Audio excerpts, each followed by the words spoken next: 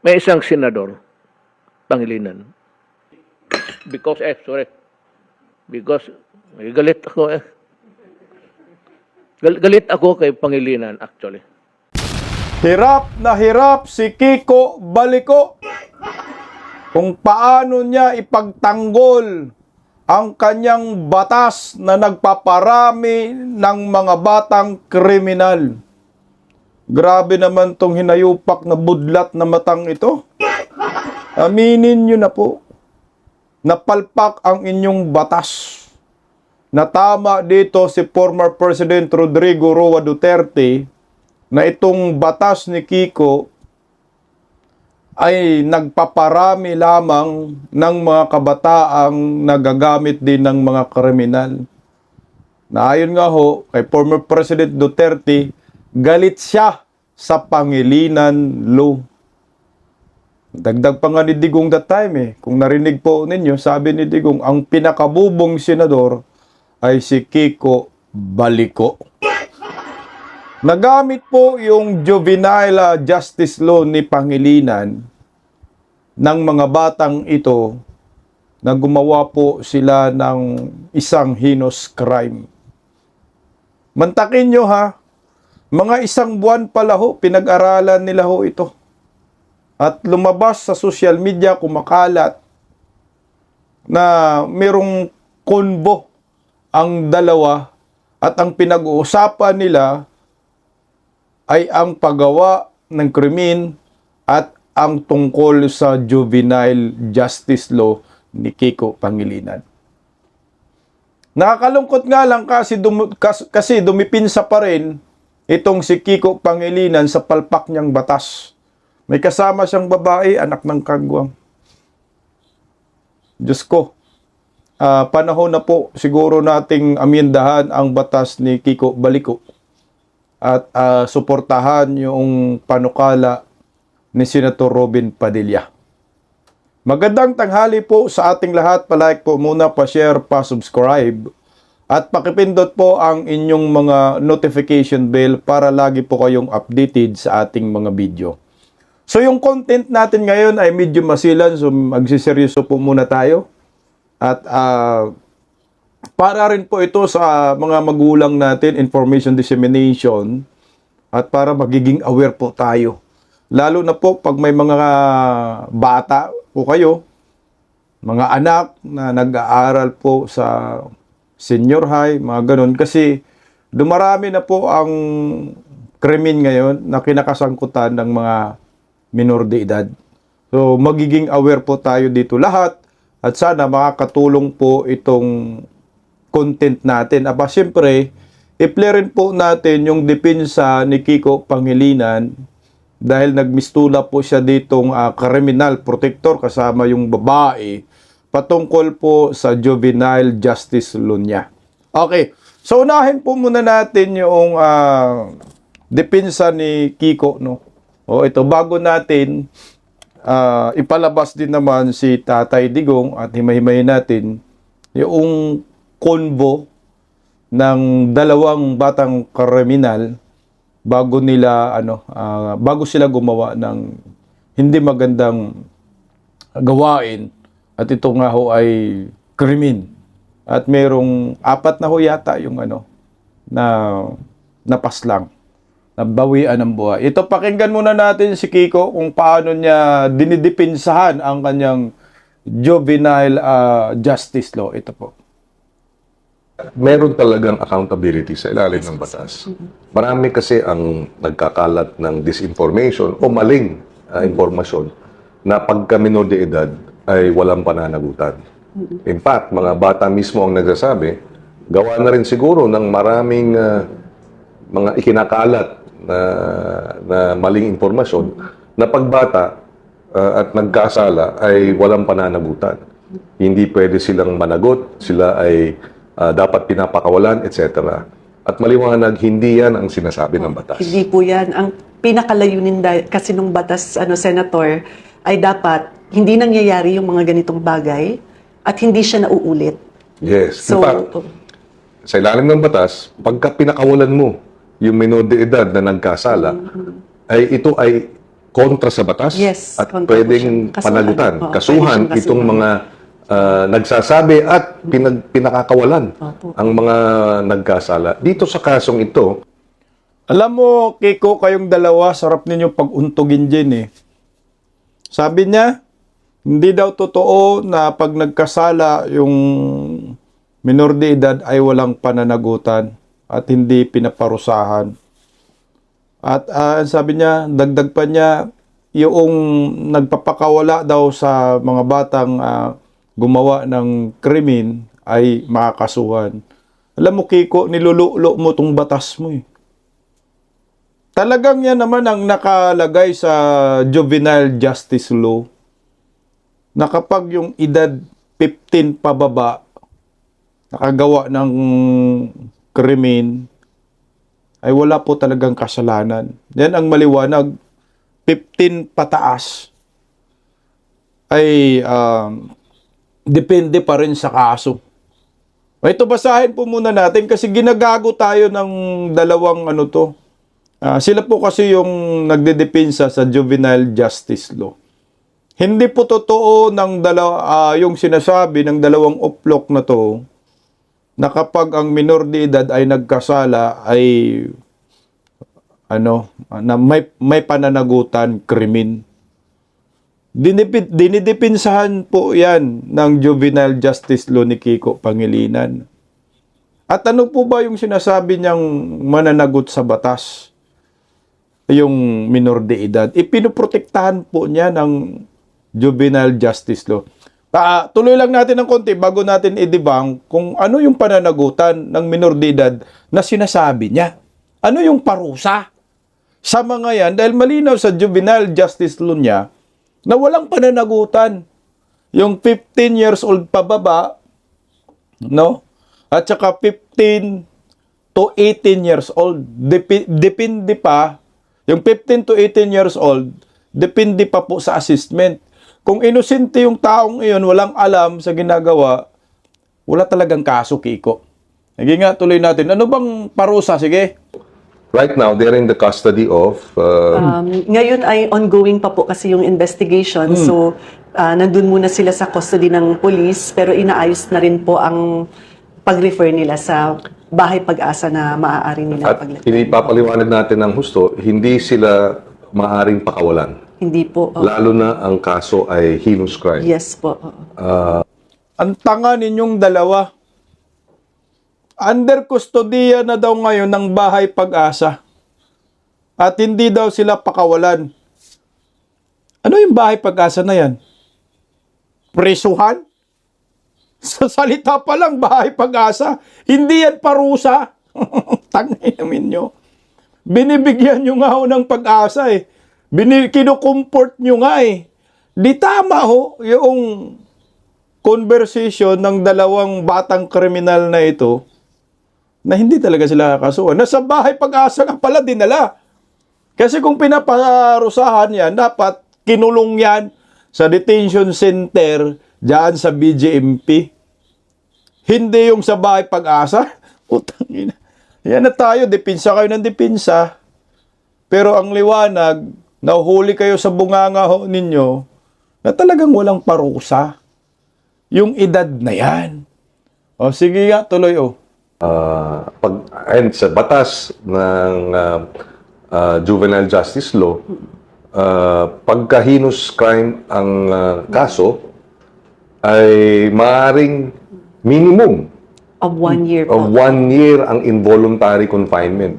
Ibig sabihin nun, hindi papakawalan. Tatanggalin po yung kalayaan nila. Tatanggalin ang korte. kalayaan Oo. ng korte, Estado. ng magistrado. Ang minimum 1 year. Pwedeng maging 2 years, pwedeng maging 3 years, Pwede depende po. sa magiging progreso nung O, tingnan mo. Yan daw ang parusa. Heinous crime na yan, ha? Minimum 1 year to, pwede na maging 2 years o 3 years, depende sa progreso ng kaso. Putanginan. Saan mo ikulong? Sige nga. Sa bahay pag-asa. O, ito na, nagkabuhol-buhol na po itong sinungaling na Kiko Pangilinan. Kayo, madam, sumama rin po kayo dyan. Parang awa nyo na. Huwag nyo na pong lukuhin ang taong bayan, huwag nyo na pong gaguhin ang mga Pilipino. Alam nyo, ang mga Pilipino matalino na po ngayon. Dahil meron na ngayong internet. Kagaya nito, tiningnan po natin yung mga probisyon ni Kiko Pangilinan.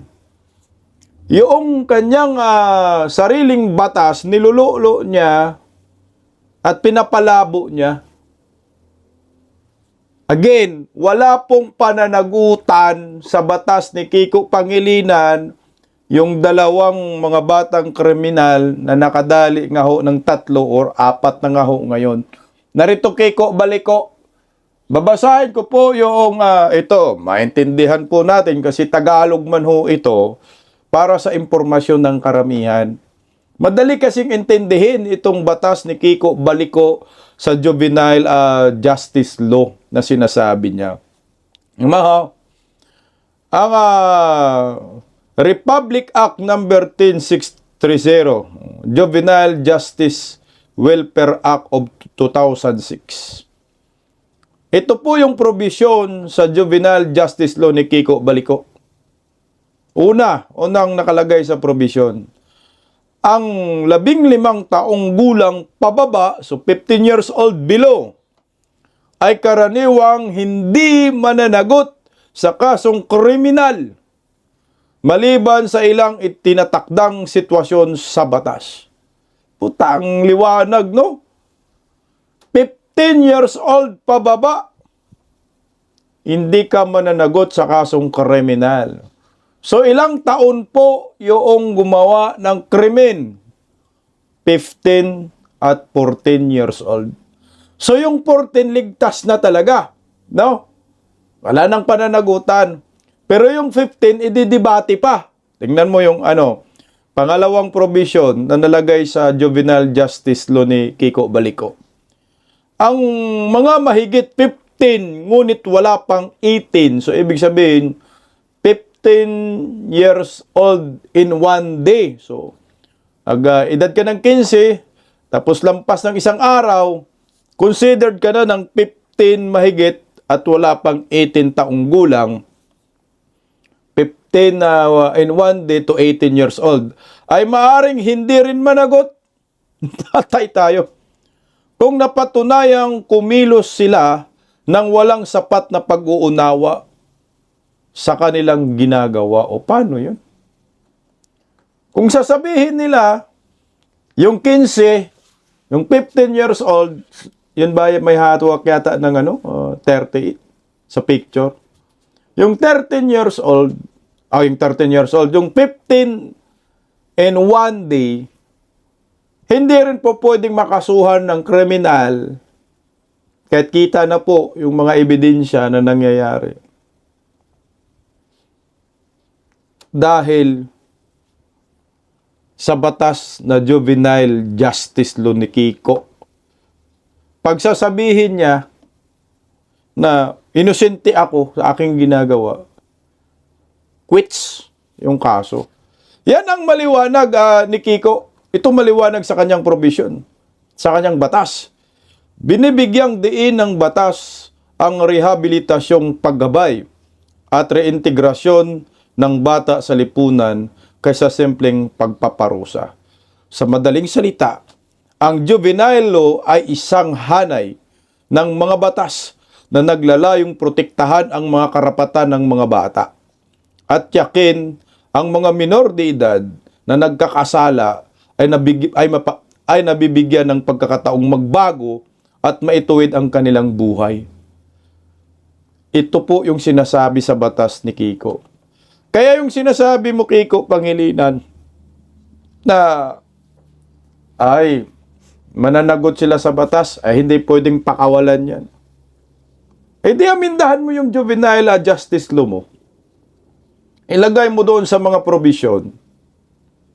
Kasi wala ngang malinaw na nakalagay doon na hindi na bawal pakawalan yung mga batang kriminal.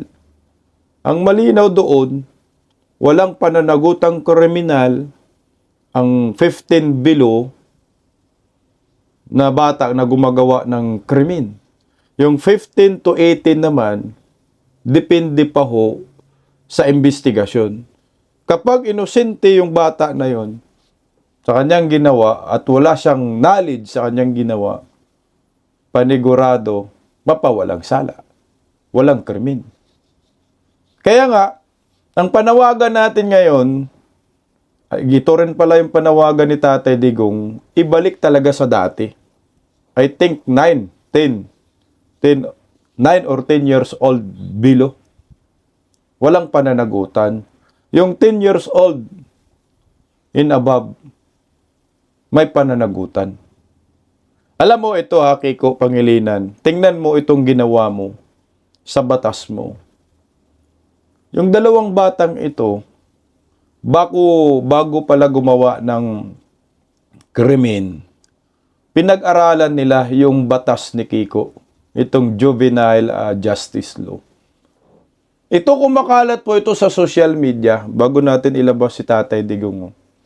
Tapusin muna natin yung topic ng ito. Siguro hindi ko na ipa-flash yung pinag-uusapan, babasahin ko na lang. Pero ang sabi kasi dyan sa balita, teka lang. Tama ba? Ito. Teens planned Tacloban shooting the new juvenile justice rules ayon sa kapulisan. Ito po yung conversation nila. Ito yung kumakalat ngayon sa social media. Nakamarkahan na yata ito nila ng parang ito na rin makukuha na ebidensya. Ang sabi dito sa usapan, Steve Nash yung nakalagay dito. Ang sabi, waray, takay ma, kasuhang kita.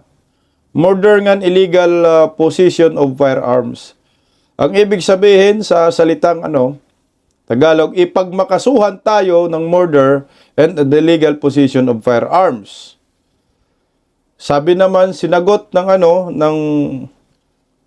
isa, sabi niya, no. No bro. We stole it. Minors can't be charged. Isipin mo hindi daw sila mata-charge. Nag-reply naman yung isa, yes bro,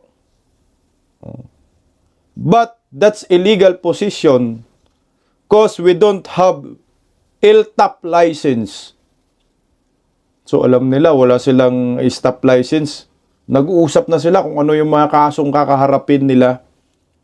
Sumagot naman yung isa, yeah, English sila, English speaking ang mga hinayupak. We can be charged, but it says it be handled differently. Kasuhan daw sila, pero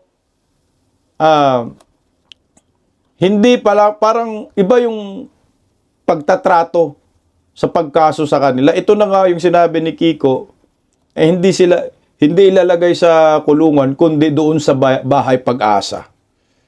Sabi pa, dinagdag pa niya, dahil minor daw sila.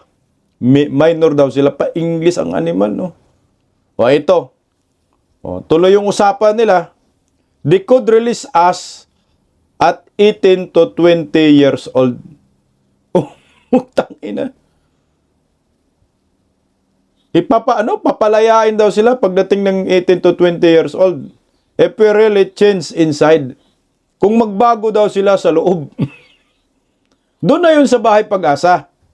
Kasi nga sabi, bahay pag-asa. Puta, pinag-aralan talaga nila yung juvenile justice law ni Kiko. Pagdating daw ng 18 to 21 years old, ay palalayain daw sila. Pag magbago daw sila doon sa bahay pag-asa, ito na nga yung nakalagay sa juvenile justice law. Sagot naman ng isa, no bro, it depends kung kakasuhan tayo. Depende daw kung kakasuhan sila. Ngayon, tuloy yung usapan nila. Since 14 years old pa lang ako, at ikaw 15 years old, mas magaling pa yung 14 years old, no? Kung walang patong na kaso, makakalabas tayo in 21 years. O di ba? Makakalabas daw sila. Wala yan. Sabi naman ng isa, wala yan. Basta mag-participate tayo sa juvenile. Putang ina. So doon nga sa Bahay Pag-asa, sila ay mag-participate daw sila. Sagot naman. Pag nakasuhan tayo ng murder, ang illegal possession of firearms. Oh. So tuloy. Na bro, juvenile ang kakaharapin natin. Oh. May tapos school teaching and other programs. Ito yun, Bahay Pag-asa ni Kiko Baliko. Iba kasi ang lu dito sa atin, bro. Yes, pero makakapatay naman tayo. Nagtawanan pa sila. May case murder tapos may baril tayo. Illegal possession of firearms. Ang liwanag ng kanilang usapan ay kung paano sila gagawa ng krimen at paano nila ito malulusutan. Ito na nga ho, yung ginawang pananggalang ng dalawang batang kriminal na ito, ang juvenile justice law ni Kiko Pangilinan. Natama po dito si former President Rodrigo Roa Duterte na yung batas ni Kiko Pangilinan ay nagpaparami po ng mga batang kriminal. So bago po natin papakinggan si former President Duterte, ito na naman yung nangyayari. A student stabbed in San Carlos City, Negros Occidental, due to old grudge. Napanood nyo po ninyo yan. Bata ba? Kita ko sa video, hindi po natin pwedeng ipalabas. Kasi baka technical tayo ni YouTube. Kita mo talaga yung sinasaksak talaga ng bata. Batang babae po yun. Iba pa po yung nangyayari sa Dasmariñas, Cavite. Sunod-sunod na po ito. So, kailangan talaga amyendahan natin. Tsaka ito pa. 14-year-old gunman in Tacloban shooting fired at least 33 shots. Isipin mo yung 14-year-old. Ito po yung may tiyahin na pulis na may hawak na 9mm. Isipin mo yung 33 shots. 33 shots yung sa kanya, bata pa siya, 14 years old. At siya yung may alam ng juvenile justice law. Mukhang naturuan din ho ito ng kanyang tita na pulis. Ito yung protection ninyo. Yung 15-year-old, kunti lang yung pinutok. So, 7 lang kasi 38 ka-caliber naman. Yung 15-year-old hawak. So, ang marami talaga itong 14-year-old po, 33 shots. A total of 40 shots daw eh. Kabasiyo ang nakikita. So, ito po, Kiko, Baliko, sana po mapakinggan mo itong old video statement ni former President Duterte na tumama po talaga si Tatay Digong dito. O ito, pakinggan natin. May isang senador, Pangilinan. Noon, below 8, no criminal liability yan. Below 9 rather. I'm sorry, below 9. Above 9, under 12, tignan ng fiscal o if there is really malice. Tingnan mo bago natin ipagpatuloy para ito kasi yung mahahalaga na edad. Below 9 daw. Talagang walang kaso. Pero 10 to 12, titingnan kung may malis, may kaso. Yan dapat talaga. Kaso binago ni Kiko Leo. Or a violent character. Noon, 12 hanggang 16, apply na yung law. Pero usually, yung bata talagang nire-release. Here comes Pangilinan. Ito muna tayo, yung edad muna, bracket. 12 to 16, tinitingnan talaga kung may relief at makakasuhan at makakulong ka. Matcha-charge ka. So yung 10 to 12, 10 to 12, parang ganun din yung bracket ni Kiko. Ang kay Kiko kasi 15 below at 15 to 18. So dito naman 12 to 16. 10 to 12, meron ng pananagutan. 10 below, wala na yon. Tuloy Tatay Diggs, yan pala yung original, kaso nabago ni Kiko. You know what the guy did? Yung problema natin ngayon.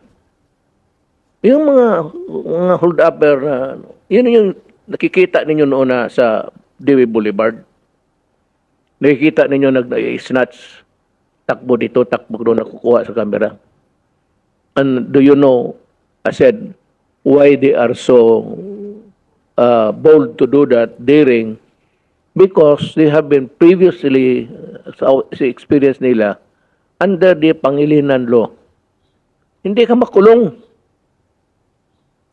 Kung yung 15 years old, papasok ka ng bahay, sasaksakin ka, patayin ka, tapos kunin mo yung kinuha yung pera.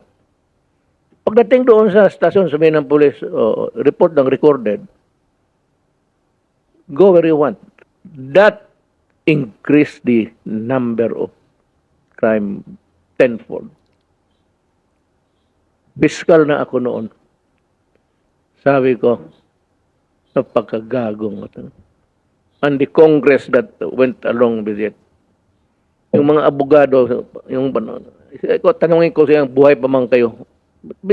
Yung members of the Congress, hindi pa ninyo binasa ng gusto yan. Kaya doon nagsimula ang police na magsabi, minor yan, huwag yan. Hindi yan. Kaya lumalaban.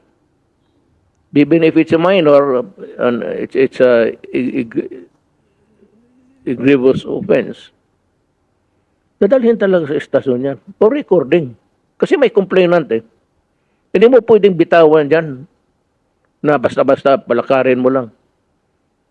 Even if they are minors, but even if there is a Pangilinan law. Actually, wag kayong bumoto. Ang dalawa lang yan. Gordon pati Pangilinan. Matagal na yan dyan sa Senado. Tanggalin ninyo yan. Kaya yan talaga ang mga ito siguro si pareho lang utak. Ito si Pangilinan, talagang hindi niya ginamit yung utak niya. Nag-seminar sa Harvard paano yan? Pagbalik, American law na. Ang sa American law, the minors are not released back to the streets. There is a halfway house where they are detained there until a judge would decide na sinunod niya ang batas ng Amerikano, wala man tayong halfway house. So anong ginawa? Dito, pag naaresto, they are brought to the DSWD. Because galit ako Galit ako kay Pangilinan actually. Hindi galit na Hindi galit na ganoon talaga ako pag nasanay mayor na yung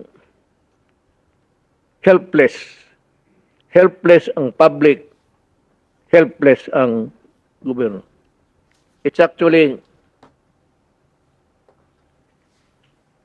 catch-22. Pag inaresto mo ang pulis,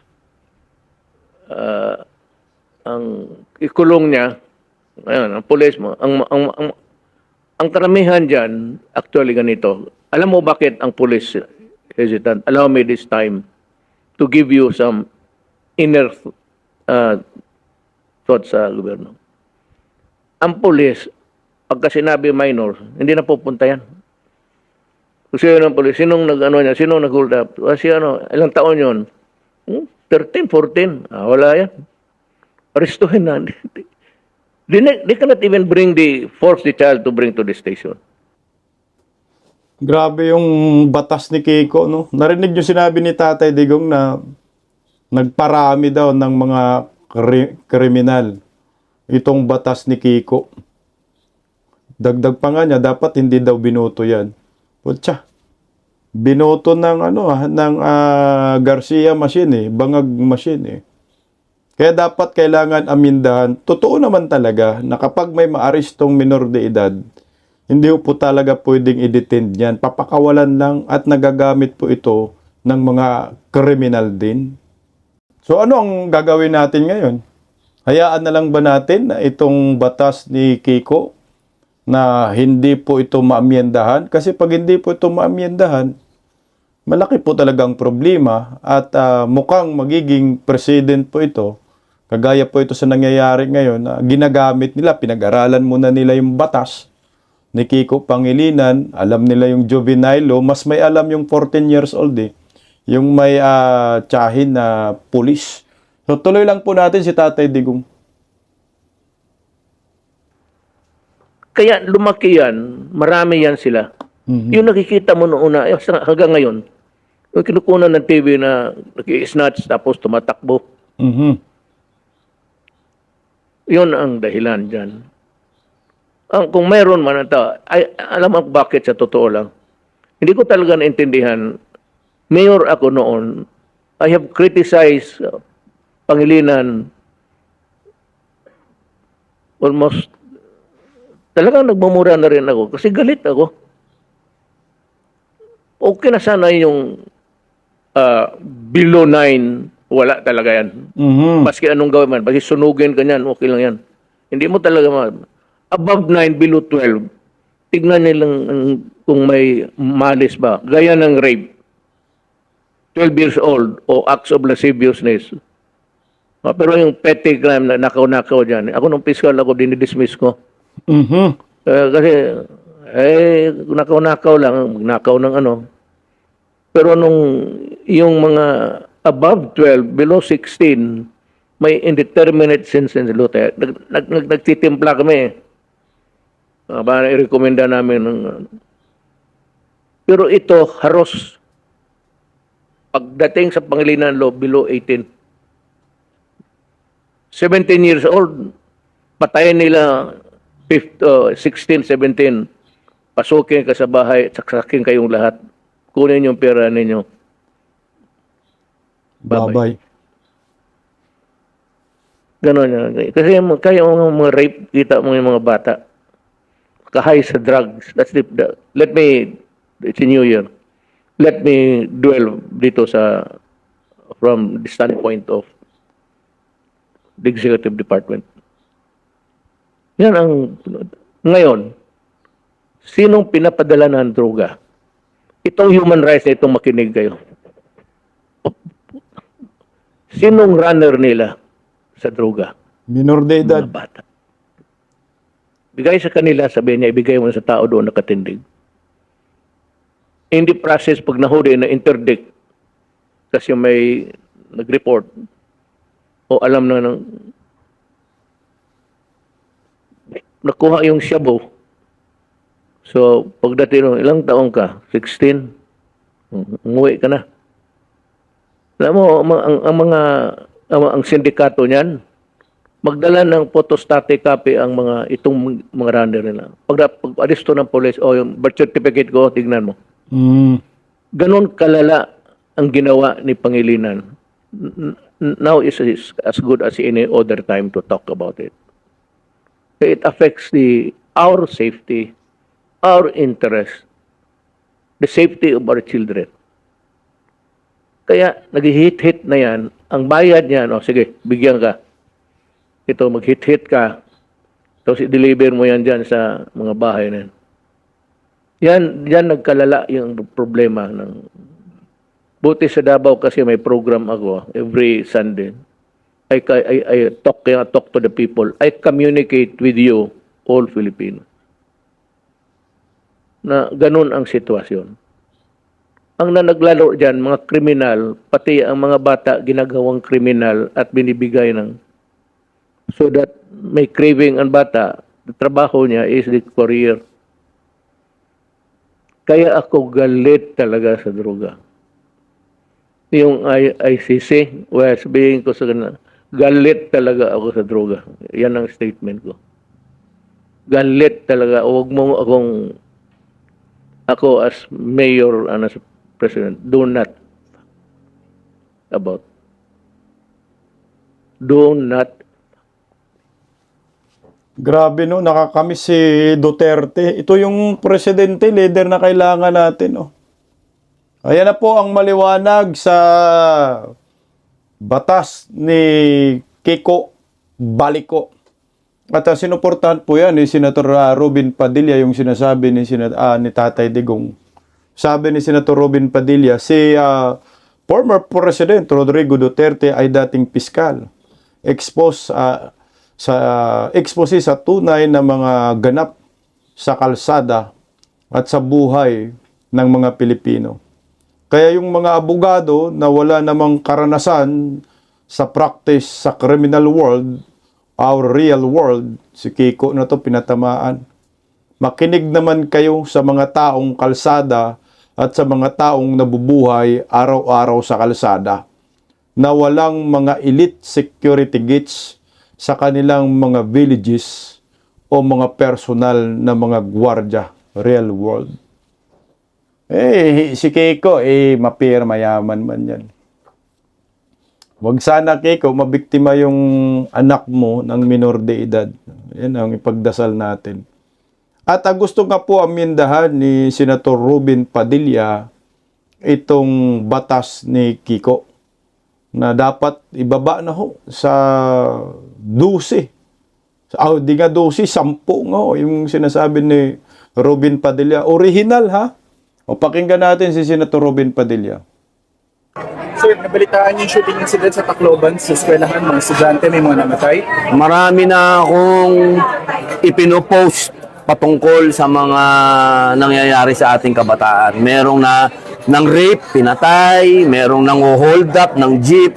Ito, latest na naman. Kaya sana ang aking hingi na pabor sa aking mga kasama ditong senador, sana bigyan naman yun ng panahon at pagkakataon yung aking panukala. Ni-amend na natin yung juvenile ano na yan. Kasi talagang ang dami na nasa mukha na natin At alam niyo hindi lang dito sa Pilipinas na merong ganyan na yung edad ibinababa. Dapat na natin gawin yan. Ngayon na. Anong edad dapat? 10. Dapat 10 doon. nga. Natin nandun ang human rights. So, sila 10 doon. Gusto nyo rin na special session para dyan? Oo. Sana. Kailangan Boss, immediate.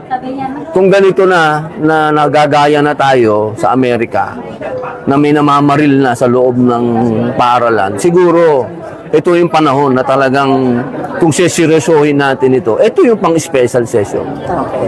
Ganun na Marami din sa Asia, ganun na. Bakit hindi natin gayahin sila? Total, tayo naman pinagmamalaki natin na yung mga good practices, mga best practices ng ibang bansa sinusunod natin. Ba't di natin gawin yun? Ayan po, ibaba sa 10, yun talaga yung pinaka-original. Ayun po kay Tatay Digong din. Sana nga po magkaroon ng maayos na pag-uusap dito, pagbaba sa 10. Kasi pag 10 and above, may mga isip na rin yan No, kaya ng utusan ng ng mga kriminal din Pero yung mga 10 below, mukhang hindi pa po yan kayang gumawa ng heinous crime gaya ng nangyayari po ngayon. Pero ito nakakatuwa dahil suportado po ng PNP yung gustong pag-amyenda ni Senator Robin Padilla. Narito, pakinggan natin. The PNP is supporting the lowering the age of criminal responsibility po. Age what, Colonel? We are thinking 12 years old po. 12 sa kanila. Pero 10 years old kay Robin Padilla. May pabor na amyendahan, siyempre may kumukontra. So alam na natin yung kumukontra ay wala rin. Mga supporter ng juvenile justice law ni Pangilinan. Narito po, kumontra si Madam. Huwag naman sana kayo, Madam, mabiktima ng minor de edad. The incident in Tacloban has now once again brought alive the calls to lower the age.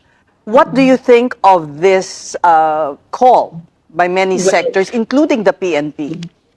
Well, first of all, Ces, I just want to say that we are deeply, deeply saddened by what happened. And ayun, nakikiramay po kami doon sa mga naapektuhan at nawalan ng mga mahal sa buhay dahil dun sa nangyari. But right now, the JJWC is still of the position that it's not the right solution to this kind of problem. You cannot punish your way out of a school shooting or any kind of violence if you just look at yung age threshold. Kanina may mga discussions tayo doon before, not in this show, but there had been discussions about comparing it to the Columbine shooting. We should take a lesson from that kasi if you look at the Columbine shooting, actually the minimum age of criminal responsibility there was at that time in 1990, that was in 1990, I think April of 1990, it was just 10 years old. But it didn't prevent the kids, actually one kid and one adult, to do the mass shooting in the Columbine High School. So dapat ang titingnan natin dito is, alam mo yon, yung what are the half of the solution is finding the right problem to solve. So ano ba talaga yung problema dito? So let's look at the root causes of violence. And I don't think it's because of the minimum age of criminal responsibility. In fact, yung Colorado ngayon, they raised their minimum age of criminal responsibility to 13 years old. And they were the ones who experienced the Columbine shooting. So we think na it's not going to deter just by punishment. You have to look into the root causes of the violence. Ma'am, kinukumpara nyo sa ibang bansa, yung ating bansa, kaya wala tayong asinso eh. Ma'am, pag may, dapat kayo na lang yung ikulong siguro, dalawa ni Kiko Pangilinan. Kasi ayaw naman ninyo na ipakulong itong mga batang kriminal at tinotolerate pa ho ninyo dahil sa juvenile justice law ni Kiko Pangilinan, kayo na lang po ang magpakulong para mas maliwanag. O ito, yung Senado, Senate of Malacanang, alam niyo po kung sino mag-imbestiga dito? Hindi yung Committee on Justice. Ang mag-iimbestiga dito, yung para sa mga kabataan, itong Hontiveros, anak ng kagawang heinous crime na, si Hontiveros mag-imbestiga para sa mga kabataan. Kaya galit na galit po dyan si Senator Robin Padilla. Ang sabi ni Senator Robin Padilla, komite ng pangbata ang gagawa ng pagdinig sa Senado, hindi ang komite ng hustisya. Paano nyo na ituturing pa rin na bata ang pumatay ng 3? Marami at sugatan. Marami ang sugatan at binalot ng takot ang buong bansa. Diyos ko, Ginoo, ano bang nangyayari sa Pilipinas? Marami pong naulila, ha? Pero komite ng pambata, batang isip no hindi virus. Anyway, ako sa akin, ang stand ko rin po dyan ay pabor ako sa gusto ni former President Duterte at ni Senator Robin Padilla. Siguro ang kailangan lang may malinaw na mga provision patungkol po dito para hindi magkakaroon ng butas kagaya ni kay Kiko Pangilinan na nagmistulang criminal protector ang senador na ito dahil sa kanyang juvenile justice law na pinag-aralan ng mga batang kriminal bago po sila gumawa ng krimen. Pagdasal po natin itong Pilipinas at sana tumino itong mga senador kagaya ni Kiko Pangilinan. Paggising sa umaga, tanghali at gabi, nakikita ko ang post niya, ang hapdi. Paano nga ba to? Di ako makatanggi. Watch ko na lang at isipin ng mabuti. Bisdak Pilipinas. Bisdak, tinig ng katotohanan. Sa bawat vlog may laban sa kasinungalingan. Mulat ang mata, gising ang masa. Bisdak Pilipinas, para sa bayan, gumigising sa diwa. Sa likod ng kamera, tapang ang dala,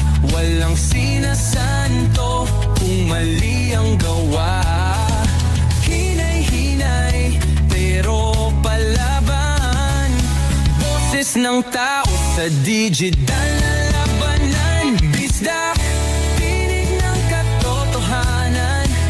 Sa bawat vlog may laban sa kasinungalingan. Mulat ang mata, gising ang masa. Bisdak Pilipinas, para sa bayan, gumigising sa diwa.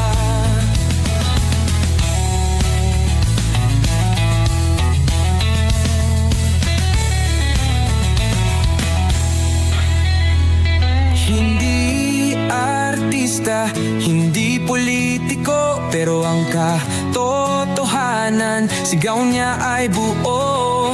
Sa YouTube o Facebook man siya makita, may aral ka pa rin, may uwi sa bawat salita.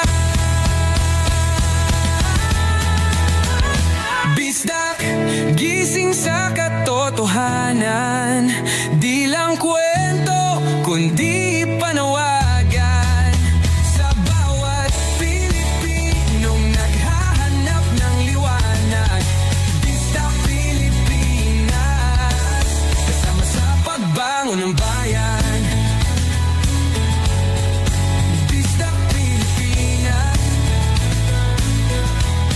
boses ng masa. Gising ang diwa. Sa vlog mo may pag-asa.